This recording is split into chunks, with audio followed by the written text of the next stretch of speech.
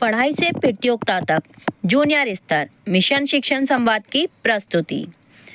बच्चों, आज की वीडियो हमारी जवाहर नवोदय विद्यालय प्रवेश परीक्षा कक्षा 9 विषय इंग्लिश पर आधारित है। नवोदय विद्यालय क्लास 9 एग्जाम परीक्षा के लिए इंग्लिश विषय के लिए टॉपिक है active and passive voice.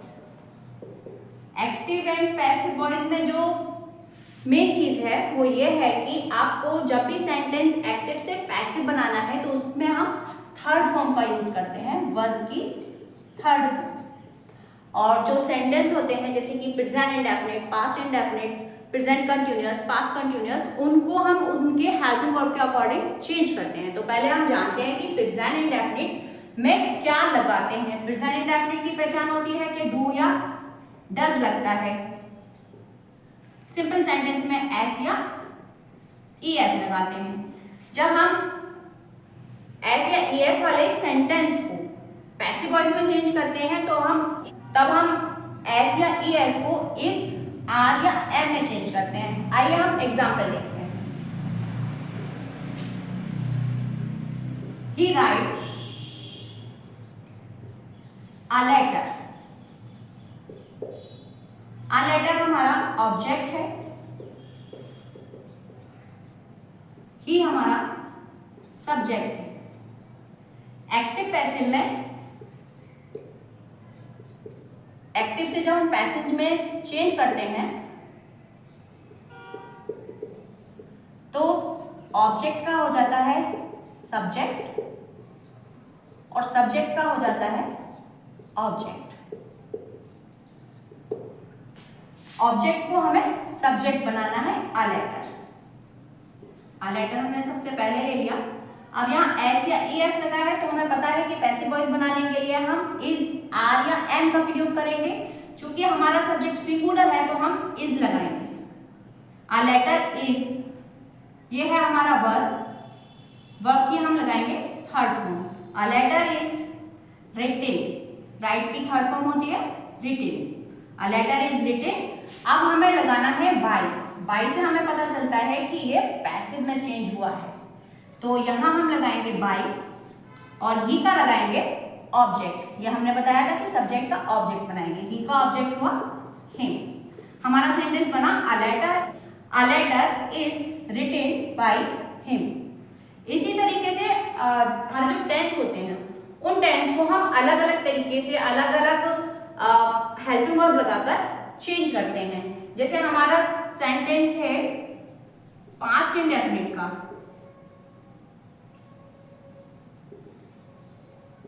Past indefinite में हमें पता है वर्ब की सेकंड फॉर्म लगती है, मतलब राइट की सेकंड फॉर्म रोट। तो जब सब्जेक्ट वर्ब की सेकंड फॉर्म लगेगी तो वहां हम लगाएंगे वाज या वर पैसिव वॉइस बनाने के लिए। पैसिव वॉइस बनाने के लिए हम वाज या वर लगाएंगे। देखते हैं। He wrote a letter. उसने एक पत्र लिखा। अब हम ऑब्जेक्ट को सब्जेक्ट बनाएंगे। अ लेटर वाज, वर्ब की हमें थर्ड फॉर्म ही लगानी है हर जगह।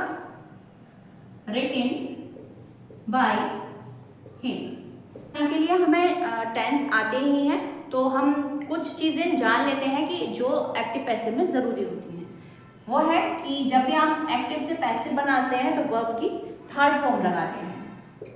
दूसरी चीज, हम इसमें बाय का प्रयोग करते हैं। सब्जेक्ट को ऑब्जेक्ट में चेंज करते हैं और ऑब्जेक्ट को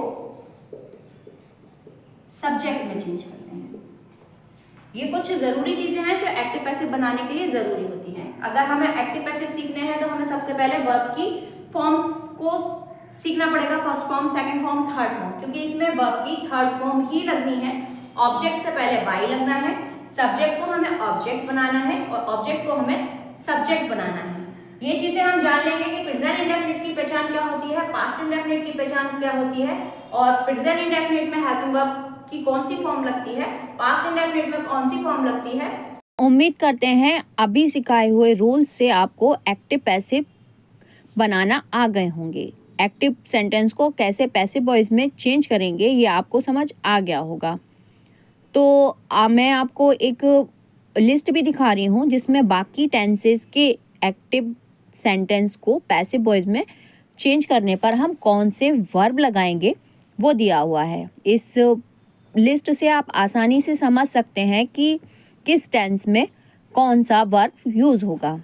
अब हम अपनी टेक्स्ट शीट में आए हुए क्वेश्चंस को देख लेते हैं।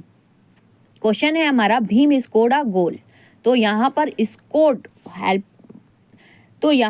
स्कोर्ड वर्ब की सेकंड फॉर्म आई है। हमें पता चल रहा है कि पास्ट इंडेफिनिट टेंस है, और हमें पता है कि जब वर्ब की सेकंड फॉर्म आती है तो हम वहाँ ये वॉज या वर का प्रयोग करते हैं। हमारा ऑब्जेक्ट है इसमें ए गोल, तो ऑब्जेक्ट को जब हम सब्जेक्ट बनाएंगे और देख लेंगे कि ये सिंगुलर है, उसके अकॉर्डिंग ही हम वॉज या वर लगाएंगे। अ गोल हमारा सिंगुलर है तो इसके साथ हम वॉज का प्रयोग करेंगे। A goal was scored by Bhim, तो हमारा ऑप्शन डी सही है। नेक्स्ट क्वेश्चन है, this job by my brother next week. अब यहाँ पर बाय लगा हुआ है। हमने स्टार्टिंग में ही बताया था कि पैसिव वॉइस बनाने के लिए बाय का प्रयोग करते हैं, तो ये सेंटेंस पैसिव वॉइस में। अब देखते हैं कि इसमें ऑप्शन क्या क्या दिए हुए हैं। Is done, did, will be done और वॉज डन। तो यहाँ पर नेक्स्ट वीक का प्रयोग हुआ है। यहाँ पर फ्यूचर टेंस है, फ्यूचर टेंस का हेल्पिंग वर्ब होता है विल, और चूँकि ये पैसिव वॉइस है तो विल भी आया है, और थर्ड फॉर्म तो सब में यूज़ होती ही है, तो इसमें हम विल बी का प्रयोग करेंगे। नेक्स्ट क्वेश्चन है, ऑल द बीट्स बर माई मदर। अब यहाँ पर भी दिख रहा है कि ये सेंटेंस पैसिव में है, इसे पैसिव में है और इसमें वर्ब की सही फॉर्म लगानी है। तो वॉज के साथ थर्ड फॉर्म आएगी, वॉज या वर्ब के साथ थर्ड फॉर्म आएगी मेड, और पैसिव वॉइस में बाय का प्रयोग करते हैं तो वाई लगाएंगे। All the beds were made by my mother, इसमें ऑप्शन ए सही है। नेक्स्ट क्वेश्चन है, many things in this house. Options देखते हैं। Is said, are said, they are said, was said. अब ये मैनी थिंग्स हैं, ये हमारा जो सब्जेक्ट है वो प्लूरल है, तो यहाँ पर हमारा आर का प्रयोग होगा। ऑप्शन भी सही है, many things are said in this house. Next question है, we will buy that teacher. यहाँ पर विल के साथ बी लगेगा। ऑप्शन ए सही है, will be taught by that teacher, क्योंकि ये फ्यूचर इंडेफिनिट टेंस है और पैसिव वॉइस में है, तो विल का विल भी होता है, तो यहाँ पर हम ऑप्शन ए सही रखते हैं। This policeman, that man, this policeman. Options देखते हैं। Was arrested, arrested for, arrested, will be arrested. ये पैसिव वॉइस में बनाना है तो इसे हम ऑप्शन सी सही ले लेते हैं, arrested. This policeman arrested that man. Next question है, दे विल दिस कार सून, और ऑप्शंस हैं be taught, buying, be bought. यहाँ पर हम टेंस देख रहे हैं कि हमारा टेंस है विल, तो जब हम विल मतलब फ्यूचर इनडेफिनिट को चेंज करते हैं तो वो विल भी हो जाता है, तो यहाँ हम लगाएंगे बी। यहाँ हमारा सेंटेंस फ्यूचर कंटिन्यूअस में है, तो हम यहाँ पर लगाएंगे बी और उसके साथ लगाएंगे वर्ब की फर्स्ट फॉर्म में ING. They will be buying this car soon. Next question है, this building in 1972 was built.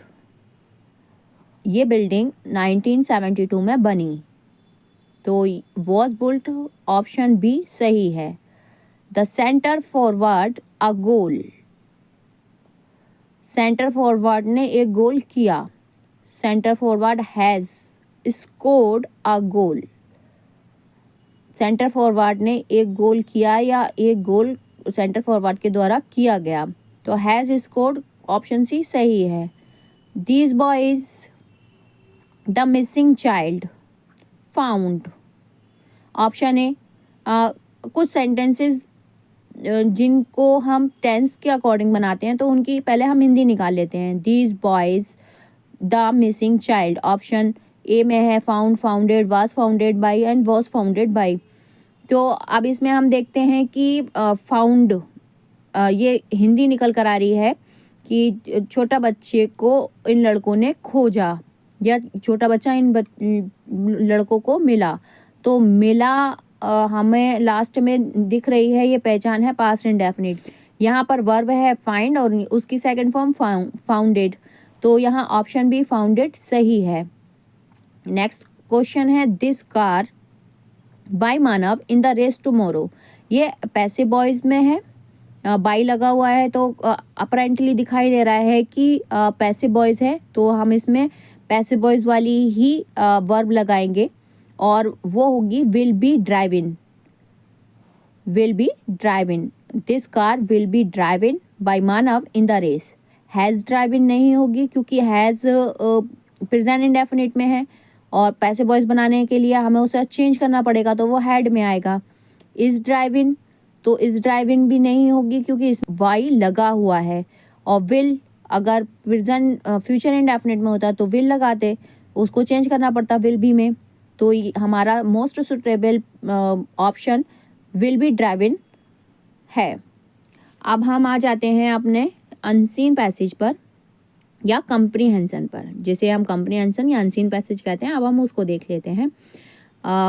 शुरू करते हैं अपने अनसीन पैसेज को। आज का हमारा कंप्रीहेंशन पौधों पर है, प्लांट्स पर। देखते हैं क्या है इसमें। Plants need sunlight and water to make their own food. पौधों को अपना खाना बनाने के लिए पानी और सूरज की रोशनी की ज़रूरत होती है।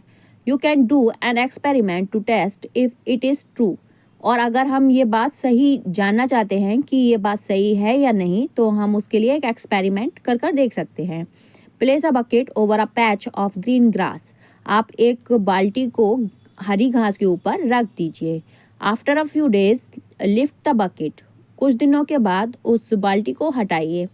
You will see that the grass is not as green any more. तब आप देखेंगे कि उसके नीचे की जो घास थी वो पहले जितनी हरी नहीं है। If you leave the bucket in place for a week, the grass will become very dull. और अगर आप बकेट को वहीं पर एक हफ्ते के लिए रखा रहने देंगे तो घास बिल्कुल डल हो जाएगी। This happens because the grass cannot make food in the dark. ये इसलिए हुआ क्योंकि घास जो है खाना नहीं बना पाई क्योंकि उसे धूप नहीं मिली डायरेक्ट। रिमूव द बकेट, अब बकेट को हटा दीजिए। In a few days the grass will start turning green again. और कुछ दिनों के बाद जब आप देखेंगे तो ग्रास फिर से आपको हरी दिखाई देगी क्योंकि आप सनलाइट से ग्रास जो है घास जो है अपना खाना बना पाई और जिसकी वजह से उसका कलर ग्रीन हो गया, हरी भरी हो गई वो। अब हम अपने क्वेश्चन से स्टार्ट करते हैं। What is an experiment? हमें क्या कर देखना था? एक्सपेरिमेंट जो इसमें किया गया वो क्या था? A way to grow grass, एक तरीका था कि घास कैसे उगाते हैं। A way to test an idea, ये जो विचार था कि धूप में और पानी में घास अपना खाना बनाते हैं या पौधे अपना खाना बनाते हैं, ये सही था या नहीं, इसको टेस्ट करना था। A way to use a bucket, या हमें ये सीखना था कि हम बकेट को कैसे यूज़ करेंगे। अ वे नीड वाटर, और पानी की आवश्यकता कैसे होती है वो जानने का एक रास्ता था। तो अभी हमने जो पैराग्राफ पढ़ा उससे पता चला कि ये एक आइडिया था टेस्ट करने का कि घास कैसे अपना खाना बनाती है। तो एक विचार था, ऑप्शन हमारा बी सही है, a way to test an idea. Next question है what happens after a few days, कुछ दिनों के बाद क्या होता है। जब हमने ये एक्सपेरिमेंट किया तो कुछ दिनों के बाद क्या हुआ? ये तो सीधा से पता चला कि जो बकेट रखी थी उसके नीचे की घास डल हो गई, मुरझा गई। तो द ग्रास टर्न्स ब्राउन, जो घास थी वो कत्थई हो गई। The grass gets very dull, घास बहुत ही ज़्यादा नीरस हो गई। The grass is not as green, grass उतनी हरी भरी नहीं रही। द ग्रास बिकम स्मॉल, और घास छोटी हो गई। अभी बिल्कुल बताया ही था कि घास डल हो गई थी, तो option B the grass gets very dull सही है। What is the opposite of dull? अब यहाँ पर आपसे व्लॉम शब्द पूछा जा रहा है कि डल का अपोजिट क्या है। डल नीरस, तो डल का अपोजिट, नीरस का अपोजिट होगा ब्राइट चमकदार। किसी चीज़ का रंग जब उड़ जाता है तो हम उसे डल कहते हैं, और जब किसी चीज़ में चमक आ जाती है तो हम उसे ब्राइट कहते हैं। तो यहाँ पर हमारा ऑप्शन ए ब्राइट, चमकदार, सही है। और ऑप्शंस भी देख लेते हैं। ब्राउन, कत्थई, सनलाइट, धूप, और रे, सूरज की किरणें। तो इन तीनों ऑप्शंस में से कोई भी ऑप्शन सही नहीं है। ऑप्शन ए ब्राइट सही है, जो कि डल का अपोजिट है। According to the passage, how long does it may take for the grass to become dull. ऊपर दिए हुए जो पैसेज हमने पढ़ा उसके अनुसार ग्रास को नीरस या धुंधला होने में, डल होने में कितना समय लगा। अ मंथ, 1 महीना, अ वीक, 1 सप्ताह, अ फ्यू डेज, कुछ दिन, या 1 साल। अब ये तो हम आसानी से बता सकते हैं क्योंकि ऊपर वाले पैराग्राफ में दिया हुआ था कि 1 वीक के लिए हमने एक्सपेरिमेंट किया था। तो ऑप्शन बी अ वीक सही है। नेक्स्ट, आज हमने एक्टिव पैसिव के रूल्स जानने का प्रयास किया। आज की वीडियो को हम यहीं समाप्त करते हैं। अगली वीडियो में फिर मिलेंगे, तब तक के लिए धन्यवाद।